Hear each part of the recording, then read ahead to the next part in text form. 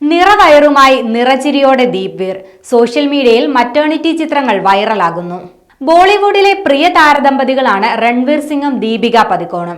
ഇരുവരും തങ്ങളുടെ ആദ്യ കൺമണിയെ വരവേൽക്കാനുള്ള ഒരുക്കത്തിലാണിപ്പോൾ.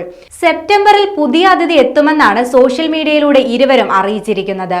ഇപ്പോഴിതാ കുഞ്ഞതിഥി എത്താൻ ദിവസങ്ങൾ മാത്രം ബാക്കി നിൽക്കെ മറ്റേണിറ്റി ഫോട്ടോഷൂട്ട് ചിത്രങ്ങൾ പങ്കുവച്ചിരിക്കുകയാണ് ദീപികയും രൺവീറും. നിറവയറുമായി വളരെയധികം സന്തോഷവതിയായി നിൽക്കുന്ന ദീപികയുടെ ചിത്രങ്ങളാണ് ദമ്പതികൾ പങ്കുവച്ചിരിക്കുന്നത്. ദീപികയുടെ നിറവയർ ചേർത്ത് പിടിച്ചു നിൽക്കുന്ന രൺവീറിനെയും ചിത്രങ്ങളിൽ കാണാം. ബ്ലാക്ക് ആൻഡ് വൈറ്റ് ചിത്രങ്ങളിൽ 3 ഔട്ട്ഫിറ്റുകളിലാണ് ദീപിക ഫോട്ടോയ്ക്ക് പോസ്റ്റ് ചെയ്തിരിക്കുന്നത്.